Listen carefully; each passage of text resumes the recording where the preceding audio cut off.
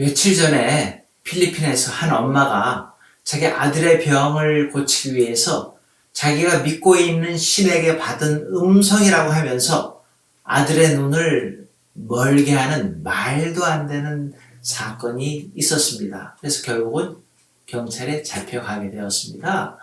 물론 인간이 존재하는 한 우리는 언제고 인간은 자기의 이해, 자기의 만족을 위해서 신을 찾고 구하기도 합니다. 그래서 이성적으로는 이해가 되지 않지만은 얼마나 많은 사람들이 그런 곳에 매료되는지 모릅니다. 왜요?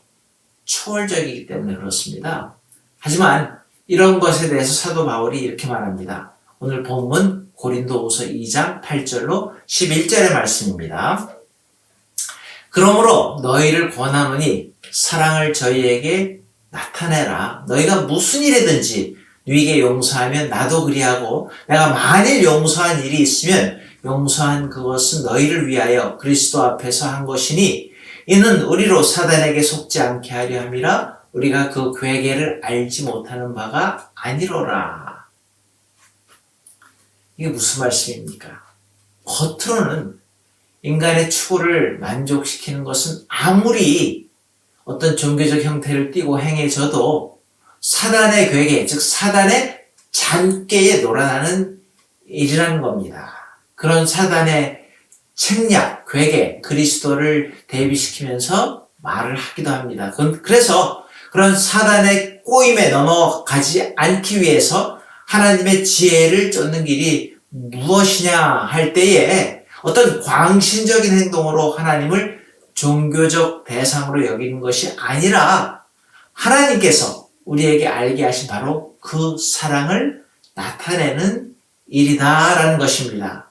우리가 기준이거나 하나님을 우리 수준으로 끌어내려서 우리가 만족하는 것이 아니라 하나님의 행하심에 기준하고 그리스도께서 본을 보이신 내용을 따라 판단하고 생각하고 행하는 것을 의미하는 것입니다.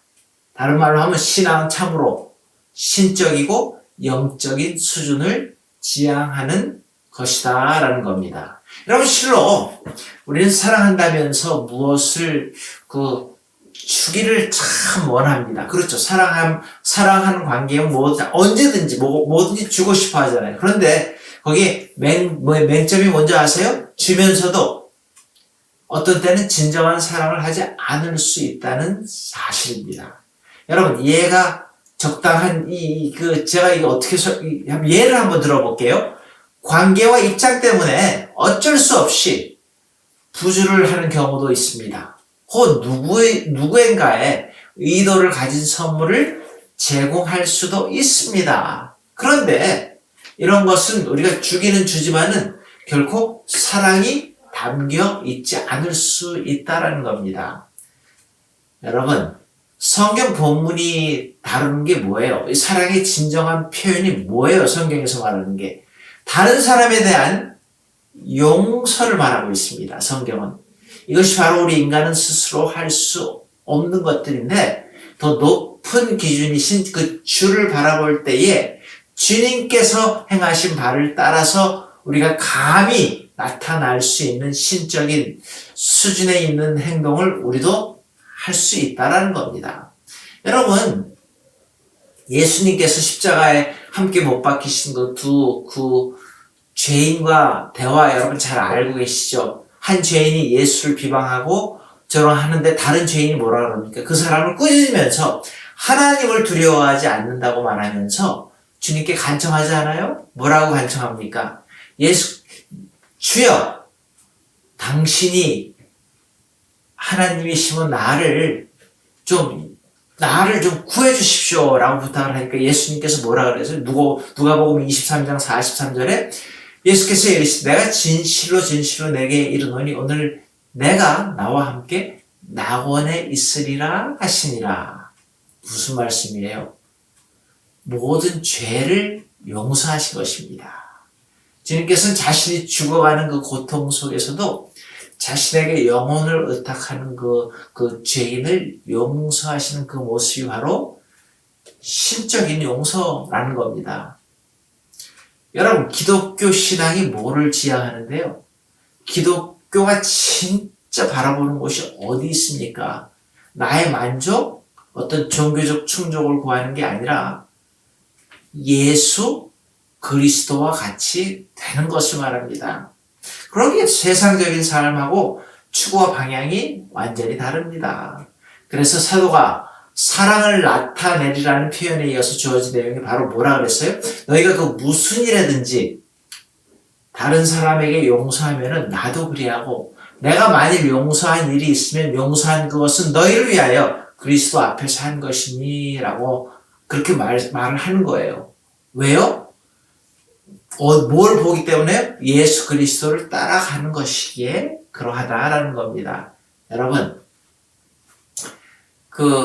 우리 성도들은요, 이렇게 우리 그리스도를 기준으로 가진 자들입니다.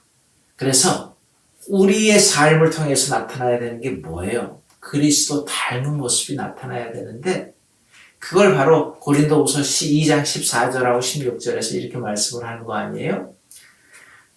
그리스도를 아는 냄새를 나타내라. 너희는 사망으로 쫓아 사망에 이르는 냄새가 아닌 생명으로 쫓아 생명에 이르는 냄새를 내기 때문에 누가 감당하겠느냐라는 말씀을 하는 겁니다. 여러분, 사망의 냄새가 뭔데요? 바로 죽을 수밖에 없는 인생이요, 리미트, 한계적인 우리 인간에게서 나는 우리 인간들의 냄새입니다. 아무리 향수를 바르고 아무리 돈으로 치장하고 꾸며도 결국은 죽음을 향해서 가는 인생의 향기가 바로 우리 인간 냄새입니다. 하지만 그에 반해서 생명의 냄새는요, 부활하신 주께로부터 나는 향기요, 그분을 따르는 자들에게서 나는 향기인 것입니다. 여기에 인간과 인간적인 것을 쫓는 것에 비례해가지고서 그리스도와 그의 진리를 쫓는 것을 비교하면서 우리에게 주신 정말로 예수 그리스도의 향기를 내면서 살아야 되는 우리의 모습을 가르쳐 주시는 겁니다. 오늘 우리에게 주어진 하루, 인간적인 냄새, 사망의 냄새가 아니라 예수 그리스도의 아름다운 향기를 우리의 삶에서 나타내는 우리 모두 될 수 있기를 바랍니다. 기도하시겠습니다. 하나님, 오늘 하루를 허락하셨는데 오늘도 인간적인 냄새, 사망의 냄새가 아니라 예수 그리스도의 향기를 나타낼 수 있는 그분을 바라보고 하루를 살아가는 우리 모두로 복 내리워 주시옵소서. 예수님의 이름으로 감사 기도 드리옵나이다. 아멘. 주기도문 하시고 또 오늘도 주님께 모든 문제, 기도 제목을 의탁하시면서 예수 그리스도의 모습을 나타내는 하루를 살아가는 여러분들 되시기를 바랍니다. 하늘에 계신 우리 아버지여, 이름이 거룩히 여김을 받으시오며 나라의 마옵시며 뜻이 하늘에서 이루어진 것 같이 땅에서도 이루어지이다. 오늘날 우리에게 일용할 양식을 주옵시고 우리가 우리에게 죄 지은 자를 사하여 준 것 같이 우리 죄를 사하여 주옵시고 우리를 시험에 들지 말게 하옵시며 다만 악에서 구하옵소서. 내게 나라와 권세와 영광이 아버지께 영원히 있사옵나이다. 아멘.